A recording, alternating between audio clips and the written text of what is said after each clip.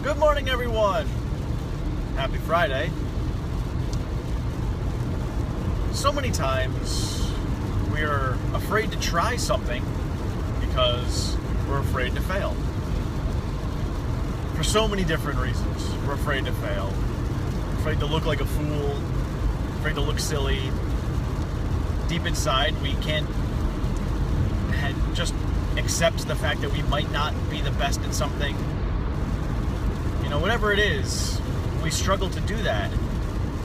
We forget that failing is how we learned how to do everything we know how to do right now. If we didn't try to do something, we wouldn't have failed. In failing, we learn how not to do something. We try something and say, oh, that didn't work. Let's try something different. And we'll try it better this time.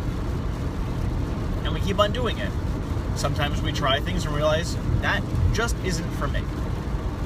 For instance, I always was under the impression and just kind of knew deep inside I was not the kind of guy who was going to be going out to a club late at night and dance. But here comes my 35th birthday, and I ended up getting wrangled into going out to a club. And I opened my mind and said, you know what? I'll give it a try. Who knows? Maybe I'm just being stubborn and this actually is my thing. Nope, I certainly learned that that is definitely not my thing. But I still tried it. I failed, I didn't enjoy it, it was miserable the whole time, but I did make an effort while I was there. It just wasn't my thing. That's fine. Sometimes that happens. But now I learned that's not my thing. Sometimes the things that are your thing, you don't know, you gotta just keep on working at them. Keep trying, keep failing. You know, you learn about, the light bulb. And all these other different people, like, look at, most business owners that are out there, huge successes that you see, didn't just say, oh, that's the business I'm gonna start, and then started it, and became wildly successful. No, they tried a whole bunch of different things leading up to that. The problem is, in this day of social media, we see everybody's successes so often thrown into our faces that we just think these people are just awesome naturally. No, what you don't see is behind the scenes all the hard work and failing and turmoil that they go through to get there.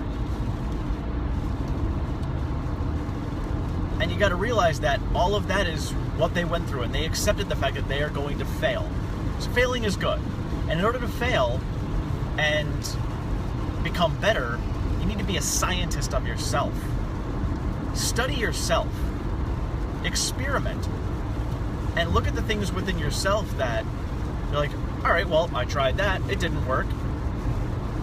But I did learn this about it, so let me try something else.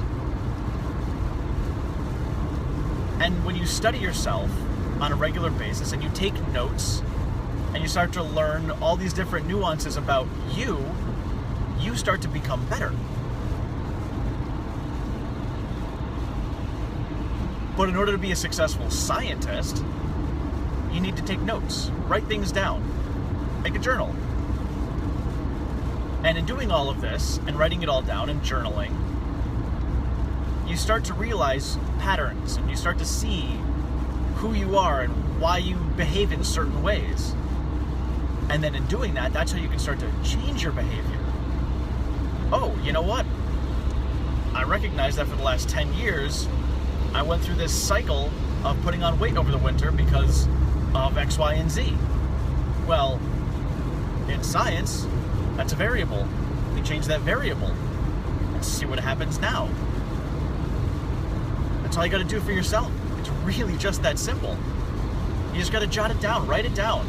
Because if you're not writing it down, you won't know. And unless you have a ridiculously super memory and you really have learned how to pay attention to yourself regularly for long periods of time, you got to start writing it down.